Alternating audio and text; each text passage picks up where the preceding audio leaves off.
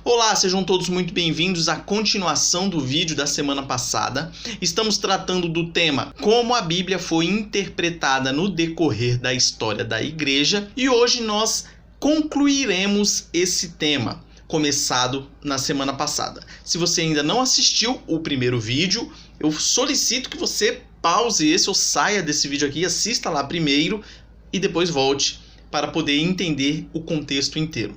Então nós estamos tratando de como foram feitas as interpretações bíblicas no decorrer da história. Nós começamos falando a respeito dos autores do Novo Testamento e como eles interpretavam o Antigo.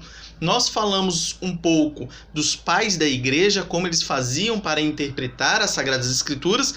E aí nós estamos nessa caminhada. Semana passada nós demos bastante ênfase na alegoria, que é um método de interpretação que tira mistérios do texto bíblico. É aquele que vê uma coisa ali que está tão clara e acha um significado simbólico, um significado que não tem nada a ver. Inclusive nós demos aqui diversos exemplos da prática de como foi feito isso, principalmente apontando para Filo e para Orígenes, mas só que tem diversos outros que fazem a mesma coisa. E no finalzinho do vídeo da semana passada, nós encerramos falando sobre alegoria, nós falamos a respeito dos níveis de significado de um texto bíblico, nós mostramos a divisão que era corpo, significado literal do texto, alma, significado moral ou ensino ético, e a terceira parte, espírito, significado espiritual ou alegórico do texto. Nós encerramos falando que o significado alegórico chegou a ser visto por alguns como o mais elevado da passagem. Então tenham isso em mente. No vídeo da semana passada nós terminamos falando a respeito desses 3 níveis de significado do texto bíblico e hoje nós começamos falando de um upgrade que teve, ou seja, incluíram mais um significado para ser utilizado na hora de interpretar o texto bíblico.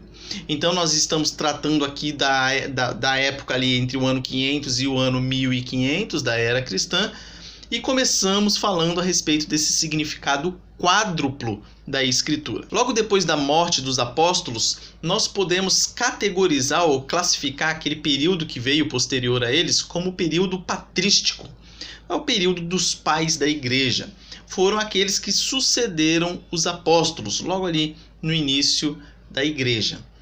Logo depois que terminou esse período da patrística, ou dos pais da igreja, nós temos a entrada do período medieval. Como falamos no vídeo anterior, a alegoria, esse método interpretativo se expandiu bastante naquele período e depois desse período patrístico e com a entrada da Idade Média, entrou mais esse significado que nós falaremos agora, mas não sem antes relembrar os anteriores. Nós já demos uma adiantada aqui rapidinho, mas quais eram eles? Significado literal do texto, significado moral, significado espiritual e o quarto significado é o celestial, ou escatológico ou anagógico.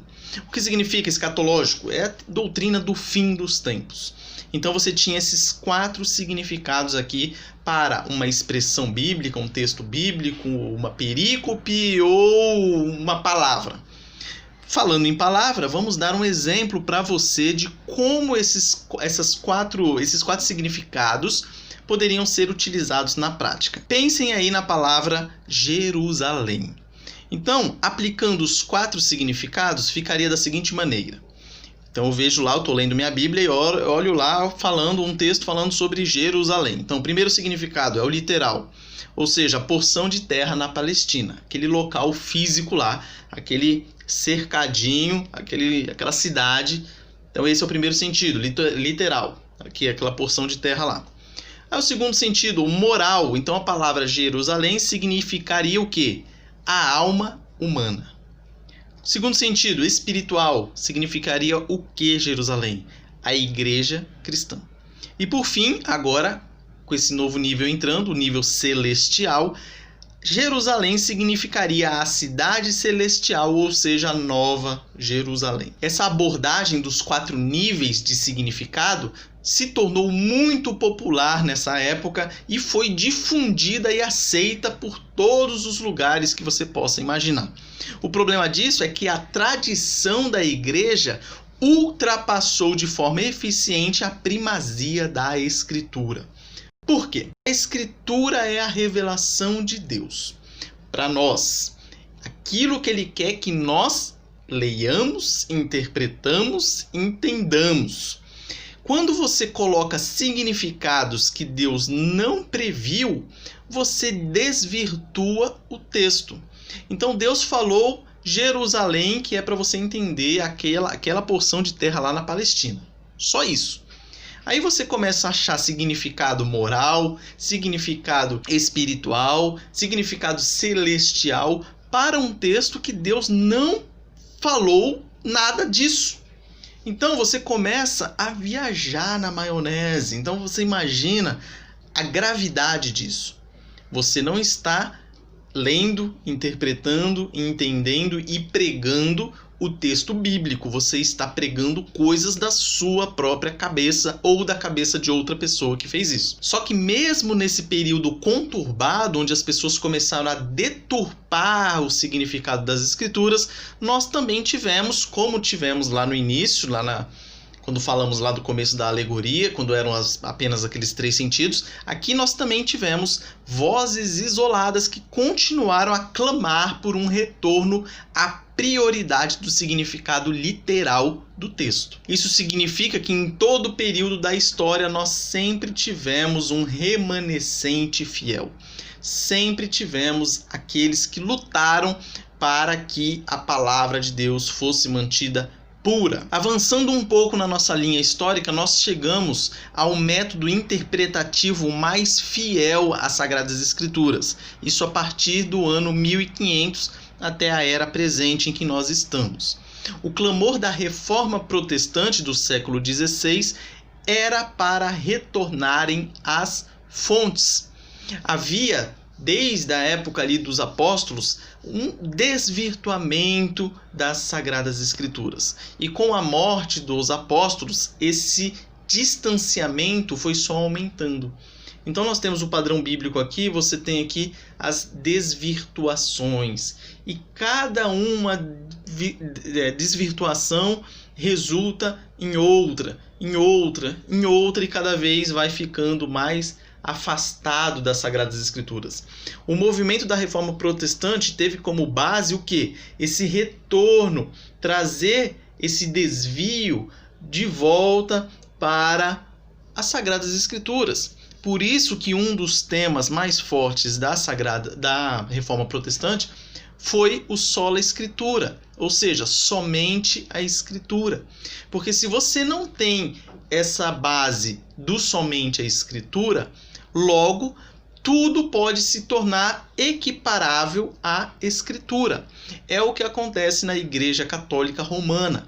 Para eles, a Escritura está no mesmo patamar da tradição da Igreja. A gente, sendo bonzinho, fala que está no mesmo patamar, mas muitas vezes a tradição acaba, na prática, sendo superior às Sagradas Escrituras. E isso que é claro que é perigoso, porque aqui a Escritura é a nossa carta náutica, é o nosso manual. Se nós perdemos isso, você abre margem para tudo que é interpretação ridícula, por assim dizer.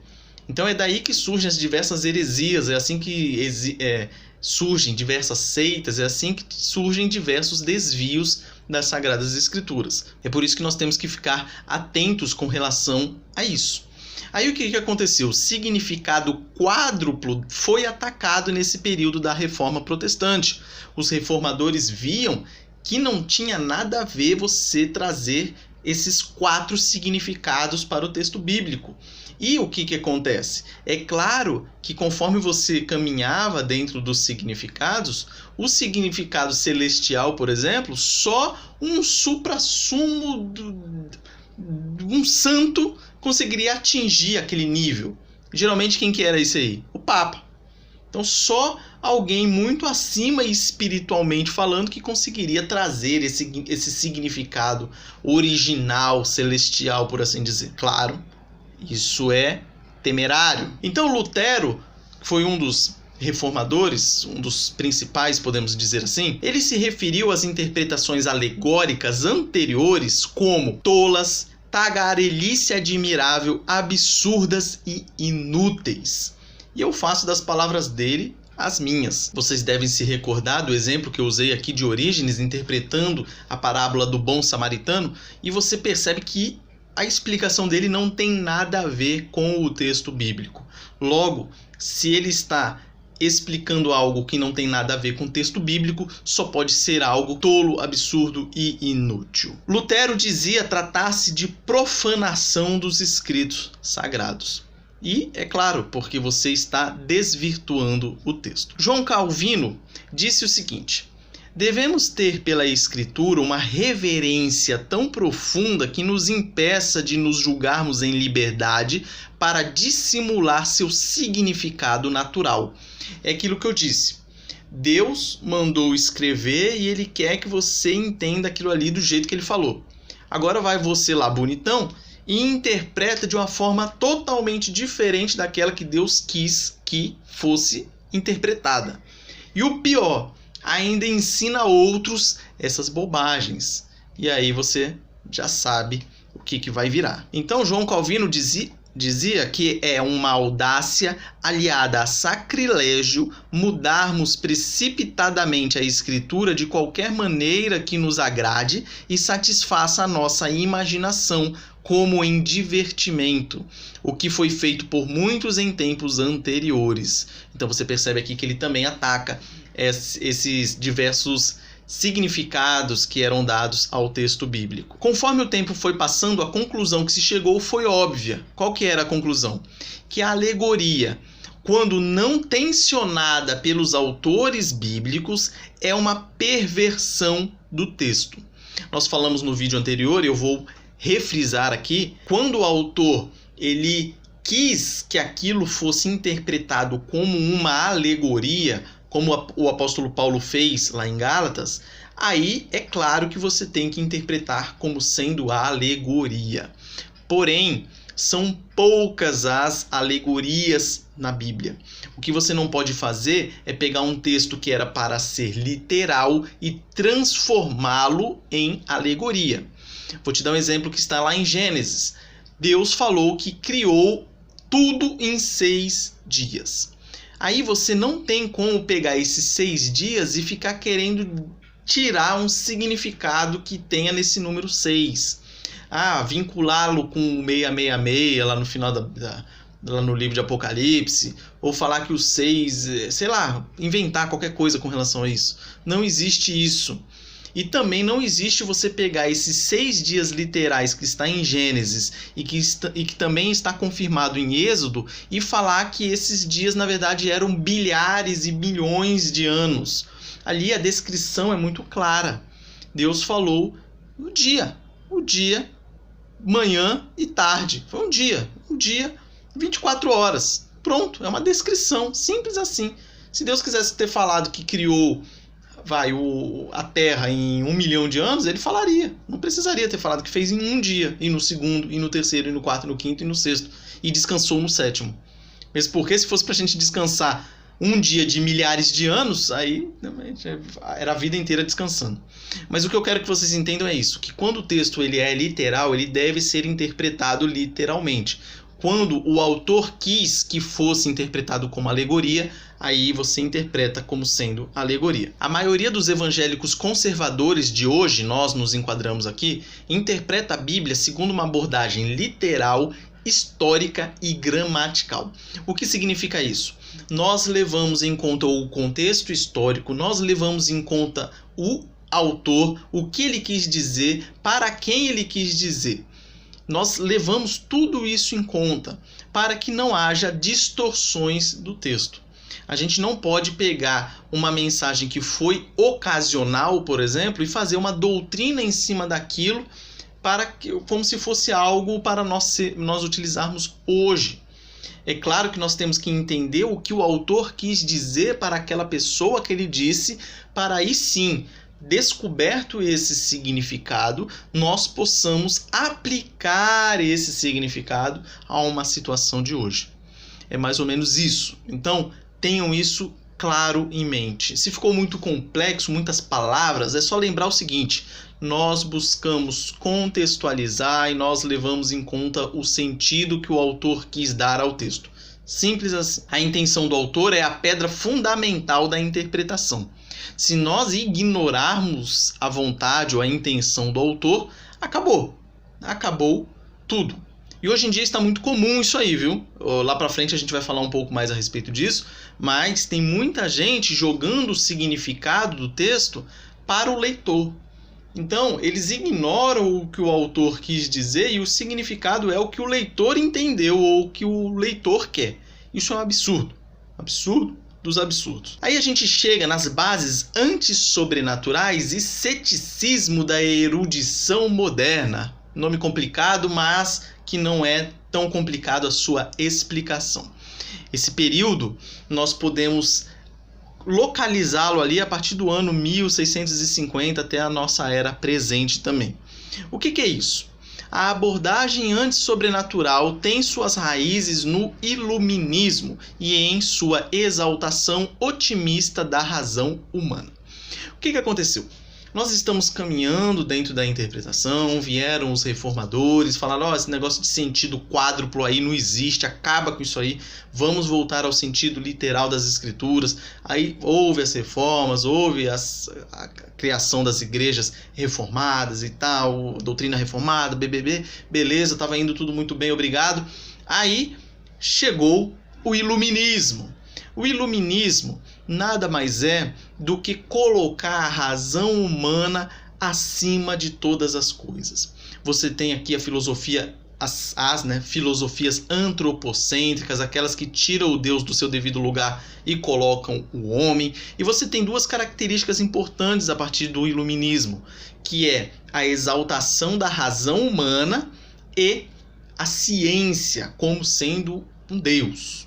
Hoje nós vemos muito isso, principalmente agora nesse período de pandemia. As pessoas depositam todas as suas esperanças numa vacina, ou num remédio, ou no que diz a ciência. Então, a partir do iluminismo, nós tivemos esses dois movimentos muito fortes.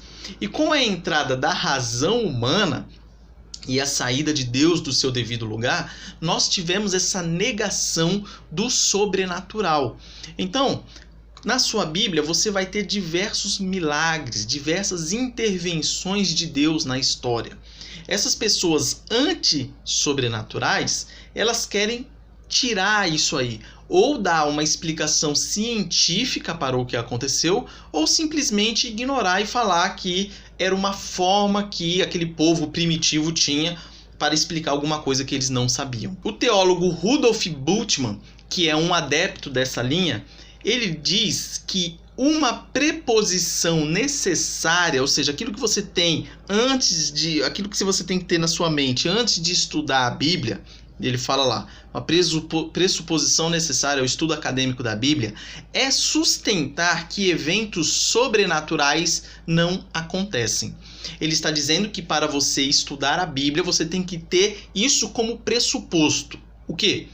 Que eventos sobrenaturais não acontecem. Qual que é a repercussão disso? Qual que é a consequência disso? É você começar a encontrar erros nas Sagradas Escrituras, divergências nas Sagradas Escrituras, ao ponto de ter pessoas que dizem assim, que na Bíblia há palavra de Deus, mas não que ela seja a palavra de Deus. Por quê? Porque eles tentam encontrar erros e mitos. O mar vermelho abriu? Não abriu. Na verdade, o que aconteceu ali foi a maré que baixou e aí o pessoal conseguiu atravessar o mar. Choveu codornizes lá. Não, na verdade que deu uma praga não sei aonde, aí apareceu um monte de codornizes lá, o pessoal no deserto matou e tudo. Então, mais ou menos isso. Eles tentam descaracterizar o sobrenatural, os milagres e tudo mais. Fatalmente, como a Bíblia é cheia de milagres, quem adota essa linha conclui que a Bíblia não é confiável, possui erros, mitos, etc. Daí surgem distorções, óbvio, da interpretação bíblica, como pontos de vista marxista, feminista, gaysista, bem como o estudo simpático da Bíblia, onde questões desagradáveis são descartadas. Um dos perigos que ocorrem desse tipo de pensamento é justamente isso que eu acabei de falar: distorções da interpretação bíblica. Desde pensamentos ideológicos, como eu falei aqui do marxismo, da Bíblia feminista, do movimento gaysista, que tenta tirar as partes da Bíblia que falam que o homossexualismo é pecado, tentam dizer que na verdade não é bem assim o que eles disseram, ou tentam falar que a sociedade na época era patriarcal e machista, que na verdade não é assim, tentam fazer ali uma ginástica toda entrelaçada para mudar o texto original e conseguir bater o martelo no seu próprio pensamento, e aí fazem essas distorções terríveis do texto bíblico. E também essa questão do estudo simpático da Bíblia, aquela questão de você tirar textos ali que são muito confusos ou textos que são desagradáveis, e aí você tira ou substitui por outra coisa, ou simplesmente tira e não fala mais dele. Por exemplo, hoje em dia muitas igrejas não pregam mais sobre a ira de Deus, não pregam mais sobre pecado, aí eles focam apenas numa característica de Deus, no seu amor, na sua misericórdia e tudo mais, e deixam outras características de fora. Então é isso que pode acontecer como resultado desse tipo de linha de pensamento, dessas distorções. Então percebam essa reportagem que saiu na Super Interessante há um tempo atrás, em 2018, falando assim: a verdadeira história de Moisés. Como um rei megalomaníaco, muita geopolítica e uma farsa de proporções bíblicas criaram a saga de Moisés, o herói que foi sem nunca ter sido. Ou seja, tentam distorcer, tentam desacreditar, tentam tirar o sobrenatural. É importante a gente ter em mente que a Bíblia ela confronta o leitor com as afirmações solenes quanto à situação da raça humana e a natureza de Deus.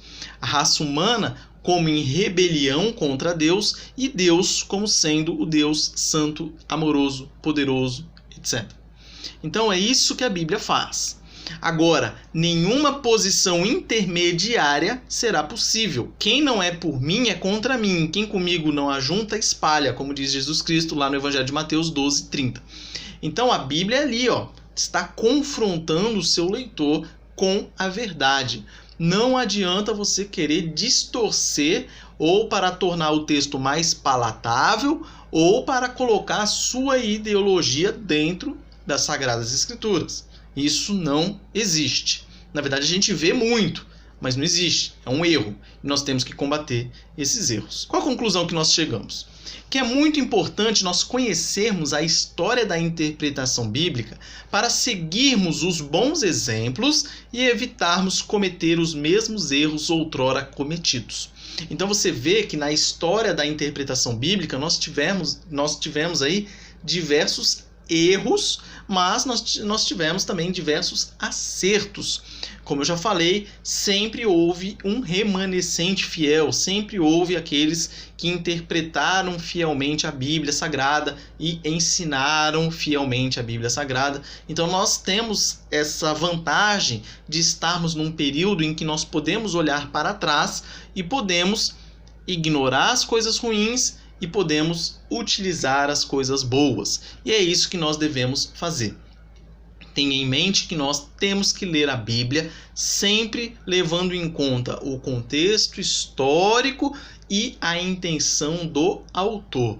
Caso contrário, a gente começa a tirar coisas da nossa cabeça. Lembre-se que o coração do homem ele é corrupto, ele fica tentando achar coisas ali, talvez para satisfazer a sua curiosidade ou o seu próprio ego. Ele acredita numa coisa e ele quer provar que aquilo está certo.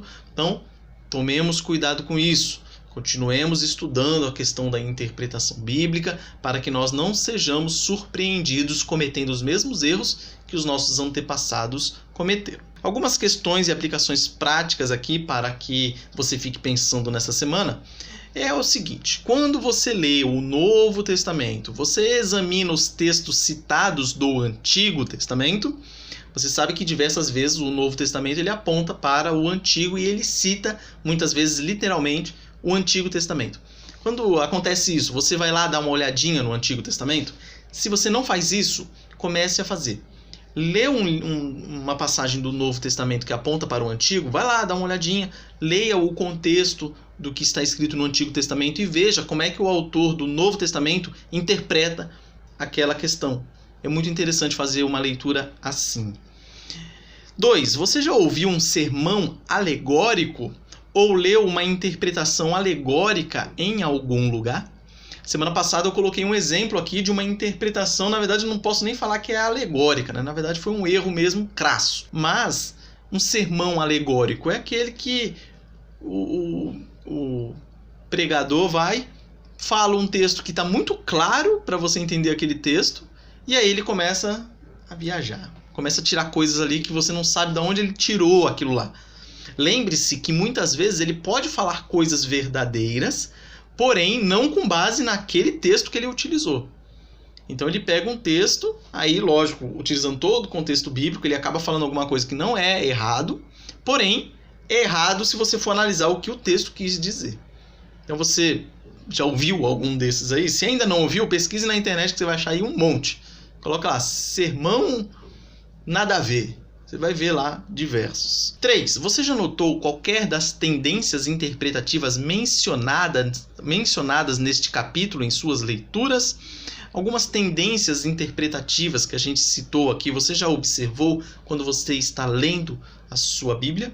Se não, tente observá-la. Tente observar essa interpretação gramatical, literal que nós falamos aqui, histórica. Veja se você porventura não está dando uma deslizada e tentando interpretar alegoricamente algum texto e tudo mais. Então com isso nós terminamos o vídeo de hoje. Se porventura ficou alguma dúvida, por gentileza mande aí nos comentários. Se você ainda não é inscrito no canal, aproveita o embalo aí e se inscreve, e também nos siga nas outras redes sociais. Está ali o endereço de todas elas na sua telinha. Então é isso. Que Deus abençoe a sua vida, a sua família, essa semana que se inicia, te abençoe nesse fim de ano e te abençoe no ano de 2021 que se inicia. Acompanhe-nos aqui todos os domingos e talvez em alguns vídeos durante a semana também. Um forte abraço e até a próxima.